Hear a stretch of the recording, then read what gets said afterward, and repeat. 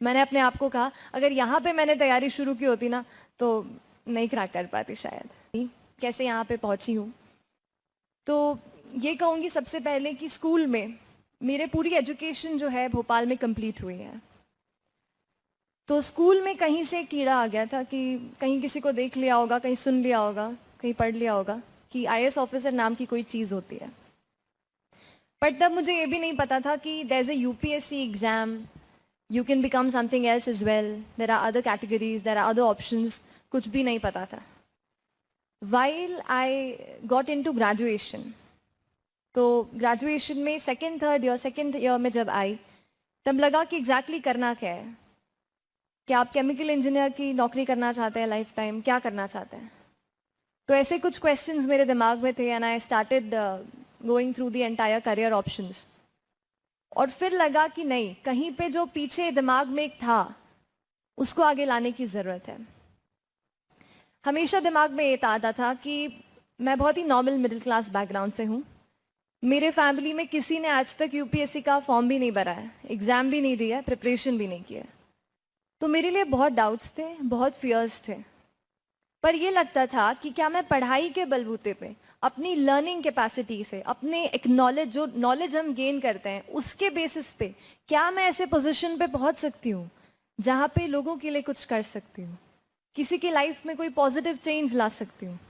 और फिर लगा कि नहीं, civil service exam is one such door जो अगर मेरे लिए खुला तो शायद मैं उस जगह पे पहुंच सकती हूँ। तो जब मैं चली थी, बहुत सारे डाउट्स लेके चली थी।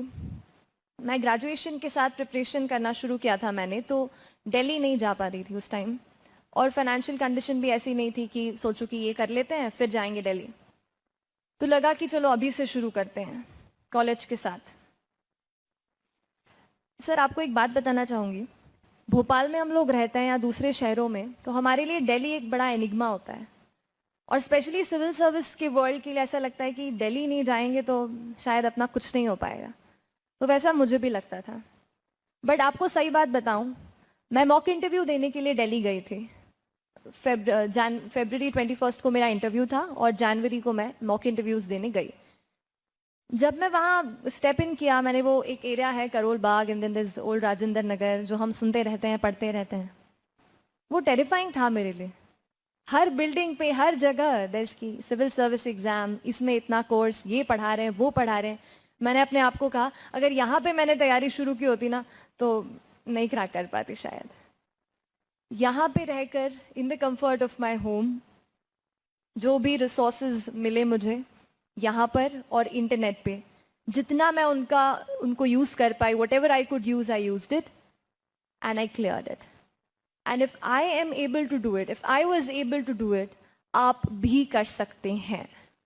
This is the single biggest message जो मैं आपको यहाँ पे देना चाहती हूँ। बाकी विल मूव इनटू स्ट्रैटेजी, क्या करना है, कैसे टाइम मैनेज करना है and stuff like that. But this base line message कि आप कर सकते हो, आप जहाँ से भी हो, भोपाल से हो या आप कहीं और हो, आप कर सकते हैं। And there is a lot of resources available and you can do it. Hello everyone, my name is Srishti Jayant Deshmukh. This video clip is going to be about the online resources that you can use for the preparation of civil service examination. Now, I'm compiling these websites specially and in a different manner because I feel that internet has played a huge role in adding value to my notes and the entire knowledge for CSE. So I hope that it adds value to your preparation as well and you gain from it.